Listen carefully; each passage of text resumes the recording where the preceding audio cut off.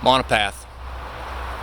All right, I want to talk about DonotGod's penis, Highlander, and touching the paw of dog.com.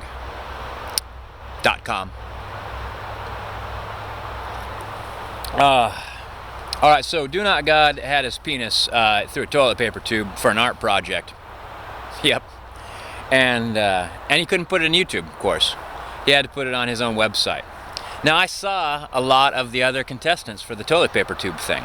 I only heard mention of DonotGod's video while on one of the chats, so it wasn't even on YouTube. So I probably never would have heard about it. Which is the problem. Like, the problem is, like, there's a contest involving toilet paper tubes. DonotGod thinks it's funny to enter his penis inside one, and enter his penis inside one. I'm not sure that's correct verbiage, but so the thing is, like, it was a YouTube contest, and then his entry wasn't in the tubes. It couldn't be.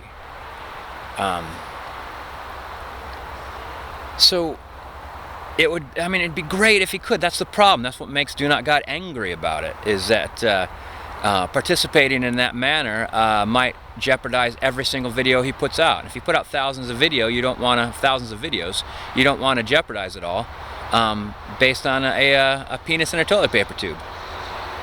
So the tubes have some real problems. But the tubes also has some amazing benefits, so we'll switch it to Highlander. Somehow in Highlander there was immortals popping up all around the world, and somehow they all had the same idea that if we chop each other's heads off, the last person alive will get a special prize. Based on what? How did they know that? I don't know. But here's what the prize was: the ability to hear the thoughts and dreams of people all around the world, and that if you focus, you can influence those people. So it made me think of, like, Dan Savage here in Seattle, Washington. He put It Gets Better project, and that influenced the President of the United States to make It Gets Better video. And you got to know that had some sort of, like, not only does it have a ripple effect around the world, but the fact that it influenced a president of a country is the Highlander power,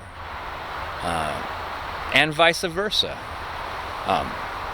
That I could hear and feel, and the dreams and thoughts of others all around the world, and they're connected to me.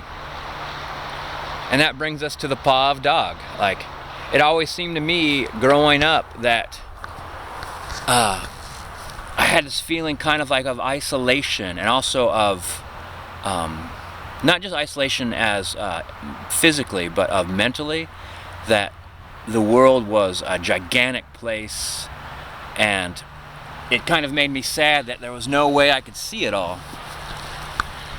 And there's so many people out there to meet, and even based on my personality, but based just on the limitations of reality, I'm only going to meet just a tiny, tiny fraction. There's going to be amazing people that I'll never hear about and never meet, but now it feels like, I mean, that's like the idea of touching the paw of dog. Like, you reach out and you're connected to it all. And that is one of the things I think the tubes provides. I've touched the paw of dog. I can feel a connection all around the world. And I know it has flaws, but the benefits are astounding. And sometimes people say things get worse in the tubes, but more and more and more people are discovering it. More and more people are pouring their thoughts, feelings, and dreams into it. And the larger it gets, the more it feels like I'll have a greater connection to the paw of dog. If I have questions, if I want to learn something, I can quickly find people that have the same questions. I can quickly find people who think they have the answers. It's amazing.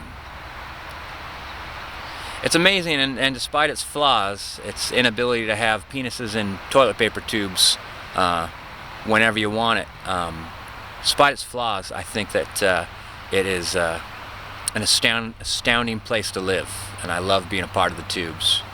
And yeah, very grateful, very grateful. So I'll see you there, I hope.